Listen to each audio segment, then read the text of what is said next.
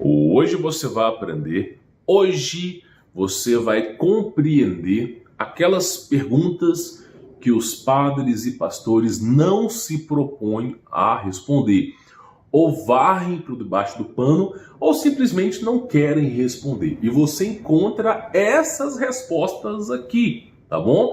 Então verifique a sua inscrição. Se não é inscrito no canal, eis aqui um bom motivo para você se inscrever. Eu respondo as perguntas dos inscritos. Você pausa o vídeo, faz a sua pergunta e quem sabe no próximo vídeo eu estou respondendo ela aqui. Então se inscreva no canal, ative as notificações e deixe o seu like para o YouTube entender que você gosta desse assunto. E claro, não esquece, tá? Se você não baixou, estará disponível no Telegram de grátis e de graça. O que é uma oração?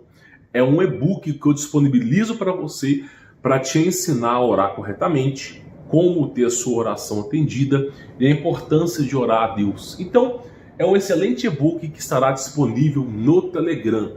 Então, se você não baixou, é de graça. Tá lá o link para download, lá um PDF para você poder baixar inteiramente de graça no Telegram. t.me/Humberto Volz. Então vamos lá, vamos pegar uma pergunta aqui. A pessoa, né, é um perfil, não é um canal. O nome do canal, o nome do perfil se chama Samuca na Vapeada. Não sei que gíria que é essa, francamente, tá? Acho que não é da minha época. Mas ele pergunta o seguinte: Humberto, gostaria de saber sua opinião sobre se haverá segunda chance para aqueles que ficarem na tribulação. Será que haverá alguma chance para as pessoas que vão passar toda a ira e cólera de Deus? É uma pergunta inteligente, não é uma pergunta ruim, porque se você estudar pela igreja evangélica, é dito que você não passará por essa tribulação. Algumas afirmam, mas a grande maioria não. E se você estuda pela igreja católica, os caras nem comentam sobre isso. Então, como ele perguntou aqui, haverá alguma chance para quem ficar na tribulação? Primeiro, vamos separar uma coisa para você poder entender, tá?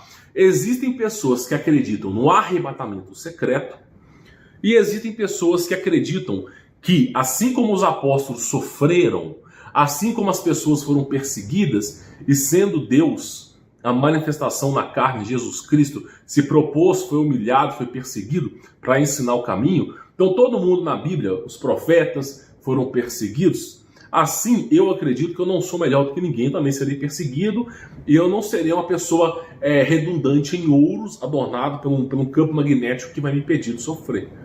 Então, existem pessoas que acreditam que no estalar de dedos estarão no céu com Jesus, e existem pessoas que, assim como eu, acreditam que é necessário polir o ouro e o diamante para que se torne a sua forma perfeita.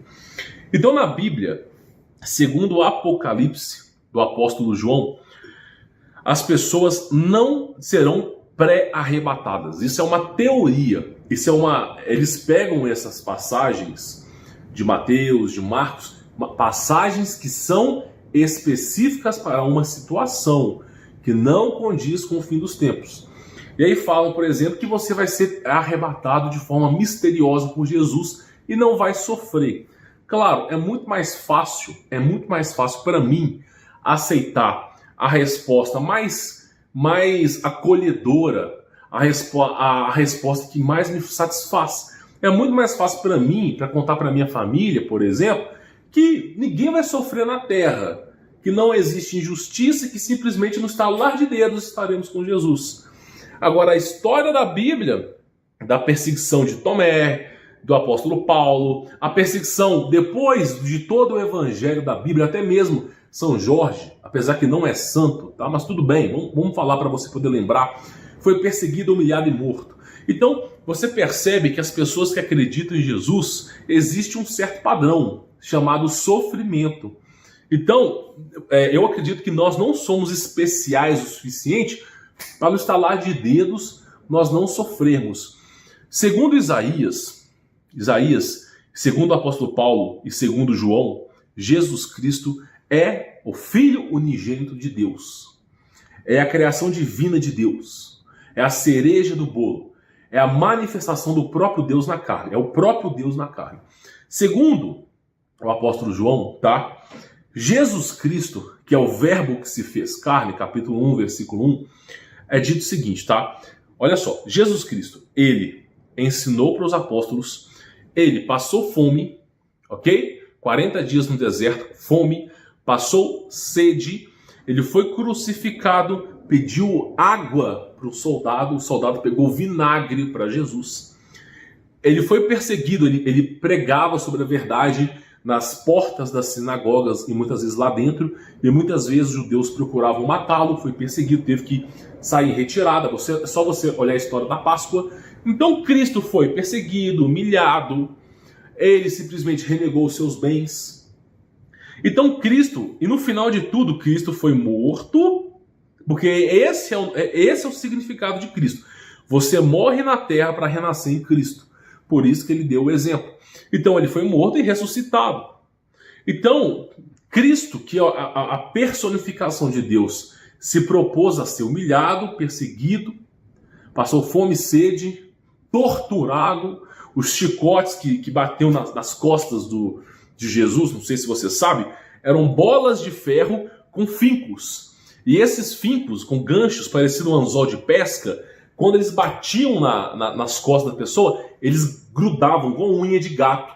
Então o soldado romano, que naquela época era soldado romano, ele puxava, tá, aquilo ali e rasgava a pele. Então você entende o seguinte, tá? Que ele foi fortemente torturado. Colocaram como se fosse uma coroa de rei de espinhos e furou a própria carne de Cristo. Então foi fortemente torturado. Ainda pediram para carregar a madeira, já estava esgotado em vida. Então, pensa comigo, se Cristo se passou por tudo isso, por que nós não passaremos por isso? Até mesmo o apóstolo João, que ficou preso na ilha de Patmos e não teve uma morte tão trágica como os outros profetas, teve um que foi cerrado no meio das pernas para a cabeça. Até mesmo o apóstolo João, ele passou a vida dele na prisão, na pior prisão do mundo que existia na época, que ficava na ilha de Patmos. Então o cara sofreu, foi demais, meu amigo. Chicote era todo dia. Então eu quero que você entenda que essa história de sermos teletransportados para o céu sem dor, sem sofrimento, é uma história que contam para você que é muito confortável, mas não representa o que Paulo, o que João, o que Mateus explicava na Bíblia. Principalmente o apóstolo João. O Apocalipse, tá? Ele nos conta o seguinte, que nós sofreremos as nossas tribulações. Não se trata do fim do mundo. O fim do mundo existe. Um dia a Terra vai parar. Você pode ter certeza disso. Não sei quando. Pode ser daqui a 1000 anos, 10 mil anos, 1 milhão de anos, como pode ser daqui a 1 ano, 2 anos, 3 anos. Eu não sei. Ai daquele que pela boca anuncia a morte. Eu não sei. Mas acontece o seguinte, só para você poder entender. Todos nós que somos cristãos, o mundo inteiro odeia cristão. O mundo jaz inteiro no maligno. 1 João capítulo 5. O mundo jaz inteiro no maligno. O mundo já é do maligno, tá? É óbvio que Jesus Cristo se tornou, ele venceu o mal através da ressurreição, mas o mundo é do maligno, né? Tudo aqui é amparo do maligno. Tudo aqui é da legalidade para o maligno, tá? Vou dar um exemplo. Monitor. O que é um monitor? É um espelho. Aqui, ó, olha só. É um espelho negro. Isso aqui, espelho negro, é usado em ritual de alta magia negra, tá? Por magos negros. Então acontece o seguinte. Tudo isso aí, tá? Tudo isso aí, meu amigo, é a legalidade do adversário, tá? Então, para você poder entender, vamos lá, para você poder entender. Olha só, nós passaremos pela tribulação. Todos nós que acreditamos em Jesus, todos nós, vamos sofrer na terra. O mundo será injusto conosco, mas aquele que perseverar até o fim, esse herdará a vida eterna. Então, o ser cristão já imputa a você sofrimento, tá? Isso não condiz com você ir para o céu sem dor, sem sofrimento. Então, nós conseguimos separar uma coisa aqui. Você já sabe que essa história de arrebatamento é uma falácia, tá? Já fiz vários e vários vídeos sobre isso. É uma falácia, não é verdadeira, tá? Não tem fundamento bíblico, tá bom? Agora, olha só, você pergunta o seguinte, eu acho a sua pergunta uma pergunta muito inteligente, tá?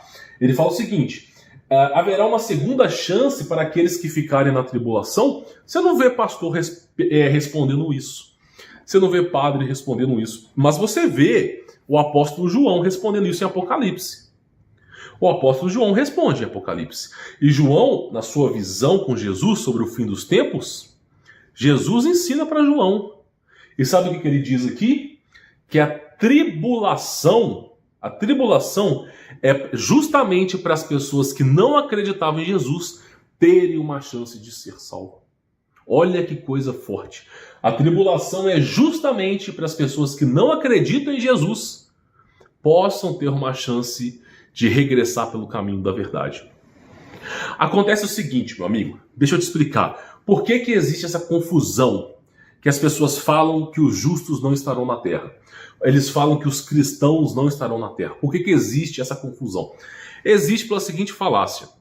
É dito que o anti-messias vai procurar os cristãos e vai dizimar a raça humana, os cristãos por inteiro. Só vai permitir aquele que não é cristão. Porque cada vez mais os valores da sociedade contradizem os valores cristãos. E eles já querem adulterar a Bíblia para poder condizer com a realidade desse mundo. Então, cada vez mais, a realidade desse mundo se torna uma realidade muito diferente da realidade cristã. E vai chegar um momento que vai ter intolerância aos cristãos mais do que já tem. E vai chegar um momento que vão perseguir os cristãos.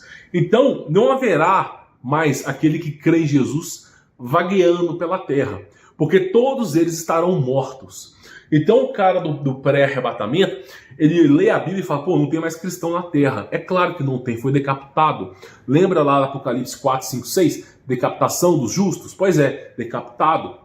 Então simplesmente, peço perdão que eu cliquei aqui, então simplesmente os cristãos serão perseguidos, ok? Então serão perseguidos e torturados, mas aquele que perseverar até o final será salvo. E aqueles que estão vivendo no mundo, que não acreditam em Jesus, quando chegar a tribulação. Quando chegar a tribulação, eles ainda assim, pela misericórdia de Jesus, terá uma chance, porque vai começar a praga do céu, vai começar a cair um monte de coisa, monstros, abertura de portais, vai ser um inferno aqui. Se você ler Isaías ou Jeremias, é dito por Deus, tá? O seguinte, que eu vou convocar os Giburins. Giburins são os seres mais perversos desse universo. Tá na Bíblia, Giburim. Tá repetido o nome do Senhor Jesus, que isso nunca possa, nem quero nem ver essas coisas aqui. Mas você pode assistir um filme chamado Cloverfield, que você vai entender o que é Giburim, tá? Repreendido o nome do Senhor Jesus. Nome feio, não quero nem estar perto.